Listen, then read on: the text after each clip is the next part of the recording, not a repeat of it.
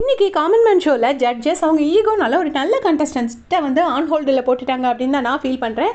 சுகுமார்னு ஒரு விஜே வந்திருந்தாரு. அவர் வந்து ஆங்கராக இருக்கார் போல இருக்கு.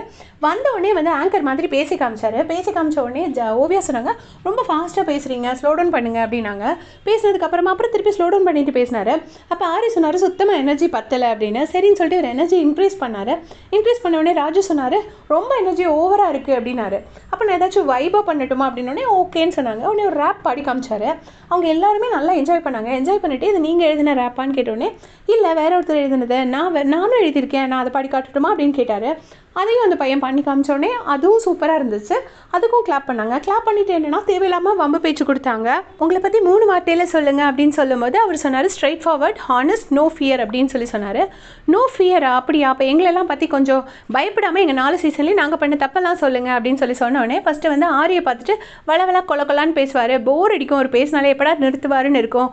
அப்புறம் ராஜு வந்துட்டு யார்கிட்டையும் இமோஷன்ஸ் காட்டலை. யாராவது கஷ்டப்பட்டு அவங்க இமோஷன்ஸை காட்டும்போது இவர் வந்துட்டு சும்மா தக் லைஃப்னு தக் ரிப்ளை கொடுப்பாரு. இமானாச்சி போகிறப்போ மட்டும் ஒரு ஃபீல் பண்ணார் அப்படிங்கிற மாதிரி சொன்னாங்க. அப்போ மாயா சொன்னாங்க, நீங்கள் எல்லாமே சுகர் கோட் பண்ணி தான் சொல்கிறீங்க, பச்சையாக சொல்லுங்கள் அப்படின்னு சொல்லும் போது உடனே மாயா கிட்ட நீங்கள் குரூப்பிசம் ஃபார்ம் பண்ணி அந்த சீசன் கெட்டதுக்கு காரணமே நீங்கள் தான் அப்படிங்கிற மாதிரி சொல்லிட்டாரு. அப்போ ஓவியா பற்றி சொல்லணுங்கப்போ ஓவியா பற்றி சொல்கிறதுக்கு ஒன்றும் இல்லைன்னு ஆக்சுவலி அது ஃபேக்ட். ஓவியா பற்றி நிஜமாவே தப்பாக சொல்கிறதுக்கு எதுவும் கிடையாது. அதை தான் அவர் சொன்னார். உடனே ஏதாச்சும் சொல்லணுன்னொடனே அவரும் என்ன சொன்னாருன்னா, நீங்கள் ஸ்விம்மிங் பூலில் குதிச்சது வேணால் தப்பு, உங்களால் வேறு யாரும் பாதிக்கப்படலை, பட் நீங்கள் பண்ணது தப்பு அப்படின்னோடனே ஓவியா வந்துட்டு என்னை பற்றி எதுவும் இல்லைன்னு சொன்னீங்களா, அப்போ அப்படி விட்டுருக்கலாமே அப்படின்னு சொல்கிறாங்க. ஸோ அவங்களுக்குள்ளேயே வந்து கான்ட்ரடிக்ஷன். ஒரு ஜட்ஜ் வந்து ஏதாச்சும் சொல்லியே ஆகணுங்கிறாங்க, ஒரு ஜட்ஜ் வந்துட்டு இல்லைன்னா விட்டுருங்க அப்படின்னு சொல்கிறாங்க. சரி ஓகே, நான் பார்த்த சில ஸ்ட்ராங் கண்டஸ்டன்ஸ்க்குலாம் அந்த மாதிரி நல்ல மென்டல் டெஸ்ட் வச்சுட்டு கடைசி அவங்கள சூஸ் பண்ணுறாங்க. ஸோ அப்படி தான் பண்ணுவாங்க அப்படின்னு நான் நினச்சேன். கடைசியாக அவர் என்ன சொல்லிட்டாரு அப்படின்னா, லேடிஸ்க்கு வந்து ஆங்கரிங் ஃபீல்டில் ஆப்பர்ச்சுனிட்டி ஜாஸ்தியாக கிடைக்குதுங்கிற மாதிரி ஒரு பாயிண்ட் சொல்லிட்டாரு. ஏன்னா எங்கே போனாலும் ஃபீமேல் ஆங்கர்ஸ் தான் சூஸ் பண்ணுறாங்க, அவங்க இருந்தால் தான் க்ரௌட் வரும்னு சூஸ் பண்ணுறாங்கன்னு தான் சொன்னார்.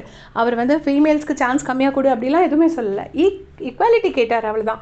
மென்னுக்கும் அதே சான்ஸ் கிடைச்சா நல்லாயிருக்கும்னு சொல்லிட்டாரு. அந்த ஒரு பாயிண்ட்டை வச்சு அவர் அடித்து துவைச்சு காய போட்டு கடைசி ஆன் ஹோல்ட்லேயும் போட்டு அனுப்பிட்டாங்க. எனக்கு தெரிஞ்சு அவர் ஒரு நல்ல ஒரு சென்சிபிள் கண்டஸ்டண்ட்டாக இருந்தாங்க. யாரெல்லாம் வளர்னாங்களோ அவங்களுக்கெல்லாம் சான்ஸ் கிடச்சிது. பேபி பிரபாகரன் அக்கா வந்து அவங்க ரொம்ப நல்லா ஸ்வீட்டாக பேசினாங்க, நல்லா சென்சிபிளாக இருந்தாங்க. அதே மாதிரி இவரும் ரொம்ப சென்சிபிளாக இருந்தார்.